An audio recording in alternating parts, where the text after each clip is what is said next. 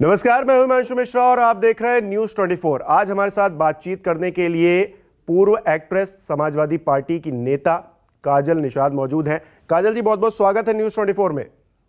जी जी, धन्यवाद। नमस्कार। काजल जी, मैंने सुना कि अमिताभ बच्चन से आप काफी नाराज चल रही हैं, क्या वजह है? नहीं, नाराजगी नहीं है। वो तो महानायक है, हम्म। बहुत महान कलाकार है और बहुत ही सुपर अभिनेता है। हम्म। जैसे हमें कहा जाता है कि अभिनय की दुनिया के सरताज है वो। हम्म। कोई भी उनकी मूवी देख लो, देख लीजिए, या कोई भी एक सीन देख लीजिए, वो रुला देते हैं। वो दिल से एक्टिंग करते हैं, पूरा कैरेक्टर में उतर जाते हैं। हम्म। महानायक हो। लेकिन हाँ, इन दिनों मैंने एक ट्वीट किया था कि सर, मुझे बड़ी उम्मीद थी कि हर किसी ने श्रद्धेय नेताजी के लिए श्रद्धांजलि अर्पित की, ट्वीट के माध्यम से की, या कुछ लोग स्वतः वहां गए थे। लेकिन हम्म। आपने एक ट्वीट भी नहीं किया। तो ये तो गलत है। आप मेरी नजरों से उतर गए, क्योंकि मैं आपको बहुत मानती थी। और हमेशा ही अमिताभ जी का जब कोई सीन चलता रहता है तो हम लोग काफी, मेरे पूरे परिवार में भी स्क्रीनशॉट ले लेते हैं कि देखिए, ये वाले सीन में इन्होंने जान डाल दी, और ये वाला जो इन्होंने अभिनय किया तो हमें रुला दिया अंदर से। तो मैं भी कितनी बार ऐसे कर लेती थी। वही वाले मैंने स्क्रीनशॉट जो है वो पोस्ट किए, और मैंने कहा सर, आप आज मेरी नजरों से उतर गए। और हम्म। इस बात का मुझे सच में बहुत दुख है, लेकिन क्या करे।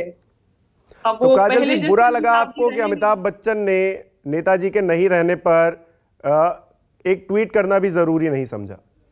नहीं, जा तो नहीं पाए। हाँ, अभिषेक बच्चन जी गए थे, हम्म। जया जी गए, खुद गए थे। हम्म। लेकिन उनकी बात भी अलग है।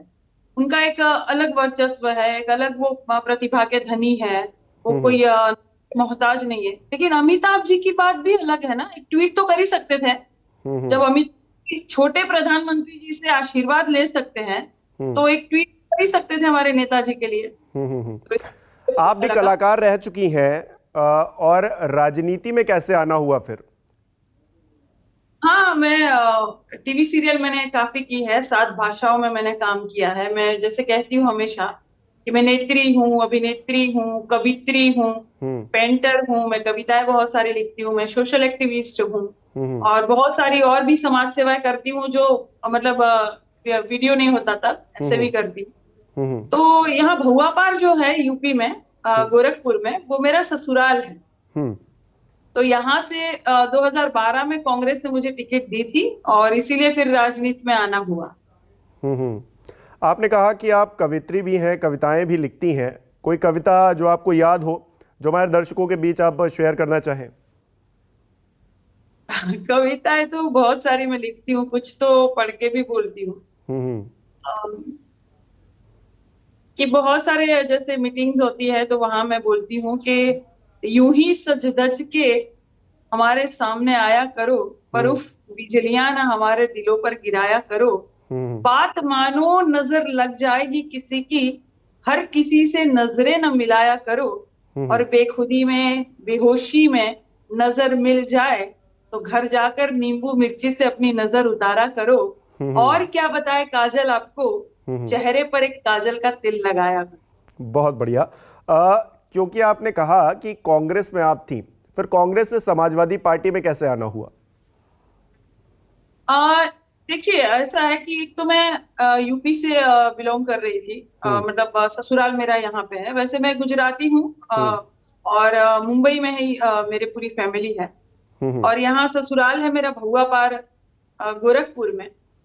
तो संजय जी ने जब मतलब मुझे कांग्रेस ने, मैं मिली भी नहीं थी और मुझे टिकट मिल गई थी, और मैंने बहुत अच्छी फाइट की थी। जब हम्म। कांग्रेस के 2000 2500 ही वोट मिल रहे थे, तब हम्म। मैंने अकेली अपनी मेहनत से ही 18,000 वोट उन दिनों में पाए थे।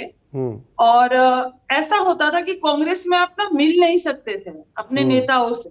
हम्म। और जो बाकी जो नेता थे, जैसे गुलाम नबी आजाद जी, हमेशा कहते रहते थे हाँ मैं मिला दूंगा, ठीक है ठीक है, लेकिन मिलते मिलाते नहीं थे। हम्म। और मिल ही नहीं पाते हम अपने नेता से। हम्म। हम कोई भी अपनी समस्या होती थी, वो अपने नेताजी से बता ही नहीं पाते थे, वहां तक पहुंच भी नहीं पाते थे। ना हम्म। वो ध्यान देते थे उतना। हम्म। स्टार प्रचारक थी, उसके बाद भी उतना ध्यान नहीं दे रहे थे।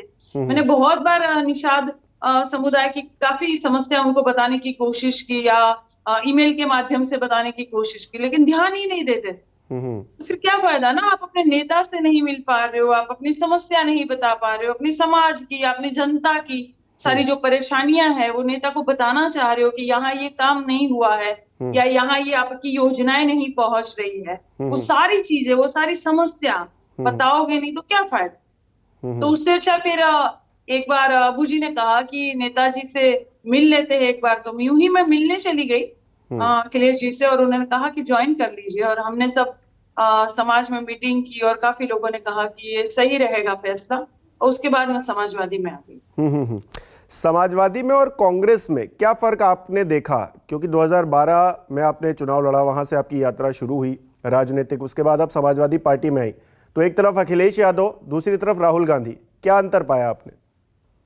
नहीं, राहुल जी भी अपनी जगह तो बिल्कुल सही है, ठीक है, और वो बहुत सारे अच्छे काम करते, तो उनके लिए भी मैं ट्वीट करती हूँ, उनको भी धन्यवाद देती हूँ, काफी चीजों की बधाई में देती हूँ, शुभकामनाएं देती हूँ, सही करते तो।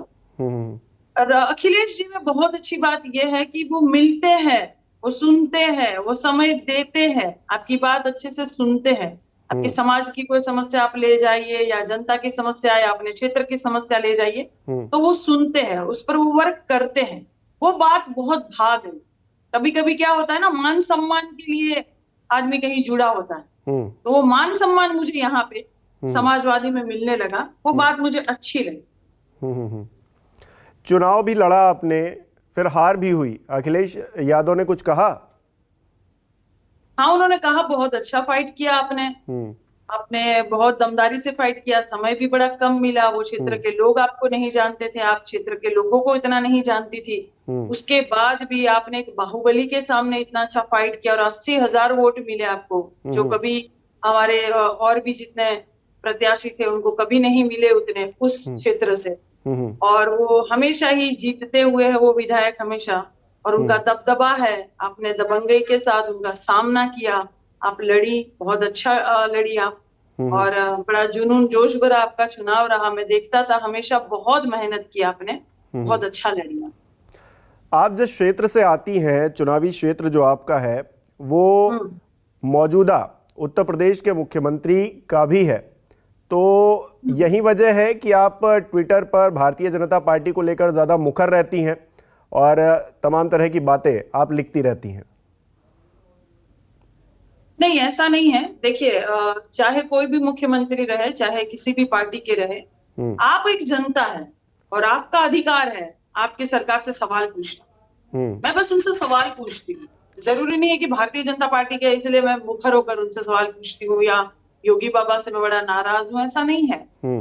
लेकिन हाँ, कुछ चीजें ऐसी है जो बिल्कुल नाराज करती है सरकार पूरी जनता को ही, जैसे अभी आपने ये देखा, टेट के एग्जाम के लिए काफी स्टूडेंट जो परेशान हो रहे हैं और न जगह मिल पा रही है ट्रेनों में, न उनको बैठने की सुविधा, तो क्या लेटने की, क्या पैर रखने की सुविधाएं नहीं मिल पा रही है, तो ये क्यों हुआ भाई? मतलब मैं कह रही हूँ कि कांवड़ यात्री अगर होते तो आप फूल बरसाते हेलीकॉप्टर से, पर क्योंकि स्टूडेंट है या पढ़ाई लिखाई की बात करते हैं तो उतना आपको फर्क नहीं पड़ा, यातायात के साधन आपने नहीं दिए।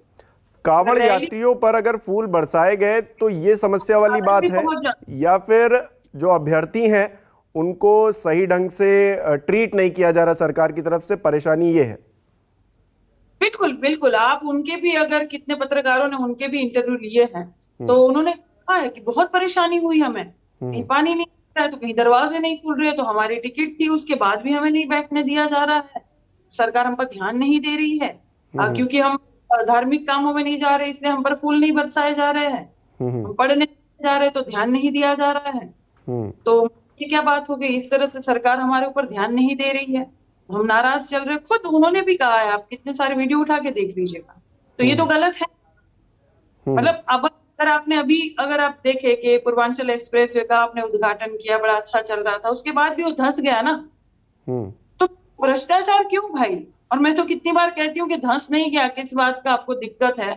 वो तो अंडरग्राउंड जो है वो पार्किंग सरकार ने दी है, धंसा नहीं है। बहुत सारी चीजें ऐसी है। काजल जी, सबसे बड़ी समस्या आपके क्षेत्र की क्या लगती है आपको, जो आप इस मंच से बताना चाहती हैं, सरकार को जगाना चाहती हैं उस मुद्दे को लेकर? बहुत सारी। फिलहाल तो मैं अभी गोरखपुर में ही रहती हूँ। गोरखपुर में आप देखें तो बिजली आए दिन जाती रहती है। कभी 2 घंटे चली जाएगी, आधा घंटा चली जाएगी। तो ये कहते हैं कि हमने बहुत अच्छा विकास किया और बिजली तो बिल्कुल यहाँ जाती नहीं है। तो भाई साहब गलत मत बोलिए ना, जाती है बिजली, बहुत सारी चीजें हैं। सड़कें हम अमेरिका जैसी देंगे, अमेरिका जैसी सड़कें। अरे ठीक से गड्ढे में एकदम चकती लगी हुई है। कल मैं गई थी, सेफई गई थी, वो यहाँ से गोरखपुर से सेफई काफी दूर है। तो आप देखिए ना कितनी परेशानी हुई। और इस तरह काफी परेशानी होती है। रोड ही तो जोड़ता है, सड़क ही तो आपको जोड़ता है, सड़क ही तो आपका समय बचाता है। जहां आपको कहीं 1 घंटे में पहुंचना होता है, अगर चकती वाले अगर आपको रोड देंगे संगमरमर जैसे, तो आपको 4 घंटे लग जाएंगे। फिर ऐसा क्यों है कि दिक्कतें भी हैं, बावजूद इसके भारतीय जनता पार्टी बढ़त हासिल किए हुए है, इस प्रदेश में दोबारा सरकार बनी है उनकी? देखिए, बैलेट पेपर के जो भी वोट पड़े थे, समाजवादी ने उसमें जीत हासिल की। और ईवीएम के जितने थे वो भारतीय जनता पार्टी ने जीता। मैं कहती हूँ कभी कभी बैलेट पेपर से भी करवा के देखना चाहिए, तो ये दूध का दूध और पानी का पानी भी हो जाए कि वो काजल जी, आप जीते ईवीएम पर सवाल उठा रही हैं। ईवीएम को लेकर जब चुनाव आयोग कहता है कि बताइए किसे दिक्कत है, हमें हैक करके दिखाइए, तब कोई नेता सामने नहीं आता है। चुनावी तौर पर बयानों में इन बातों का जिक्र कर देते हैं कि हाँ, ईवीएम नहीं होती तो हम चुनाव जीत जाते।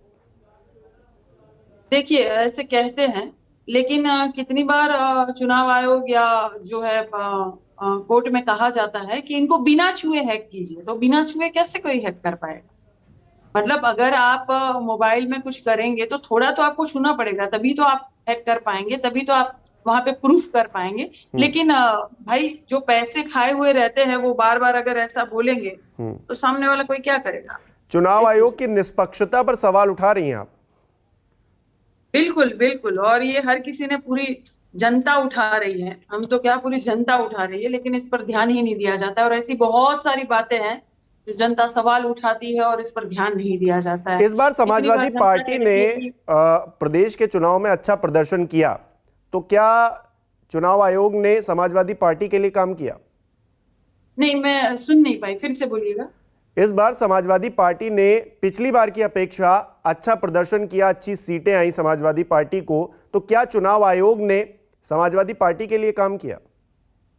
नहीं, ऐसा नहीं है। काफी जगह पर क्या है कि बहुत लोग जागरूक भी हो चुके हैं। अब लोग समझ चुके हैं कि भाई ये रोजगार की बात नहीं करती है ये सरकार नौकरियों की, जॉब की बात नहीं करती है। ये सरकार काला धन वापस नहीं लाने वाली बात नहीं करती है। नोटबंदी क्यों किया था, उसके क्या फायदे हैं, या मुझे 50 दिन दीजिए, या मुझे 30 दिसंबर तक का समय दीजिए, ये सारी बातें अब नहीं करती है सरकार। जो कहती है कि रुपया जो गिरता है तो प्रधानमंत्री की गरिमा गिरती है, ये सारी बातें सरकार नहीं करती है। ऐसी बहुत सारी बातें हैं, जनता समझ चुकी है। तो कई जगह जो है वो बहुत सारे लोगों ने रखवाली भी की थी, ईवीएम सेटिंग से जो है वो काफी चीजें बचा ली थी। और बहुत कुछ हुआ था, आपने देखा था, ईवीएम की गाड़ी भी पकड़ा गई थी वहां बनारस की साइड। बहुत लोग सतर्क हो गए थे, इस वजह से भी इस बार काफी अच्छा समाजवादी को वोट हुआ है। काजल जी, अगले 5 साल में अपने आप को आप कहां देखती हैं? समाजवादी पार्टी में किस स्थान पर देखती हैं? जो आप काम कर रही हैं, नेता बनना एक सामाजिक काम है, तो उस सामाजिक काम में आप अपने आप को कहां पर रखती हैं अगले 5 साल बाद? पहली बात तो मैं राजनीतिज्ञ बिल्कुल नहीं हूँ, ना मुझे राजनीति आती है। और मैं अपने आप को पॉलिटिक्स वाला भी उसमें मानती नहीं हूँ। मैं हमेशा समाज सेवी थी, हूँ और आगे भी रहूंगी। और रही बात समाजवादी पार्टी की, तो जो माननीय अखिलेश यादव जी है, बहुत मान सम्मान देते हैं। बस वही मान सम्मान हमेशा हमें चाहिए और कुछ नहीं चाहिए। मैं कभी सामने से टिकट मांगती ही नहीं हूँ, न मैंने कांग्रेस में मांगी थी, न मैंने यहाँ मांगी थी। यहाँ भी अखिलेश भैया ने सामने से ही मुझे टिकट दी थी, मैंने डिमांड नहीं की थी। आगे भी मैं कभी टिकट की डिमांड नहीं करूंगी। बस हमें मान सम्मान चाहिए, और जो सारी समस्या अगर हम जनता की या समाज की उठाए तो उस पर काम होना चाहिए। चलिए काजल जी, बहुत बहुत शुक्रिया आपका जुड़ने के लिए, तमाम बातचीत के लिए बहुत बहुत शुक्रिया आपका। धन्यवाद, नमस्कार।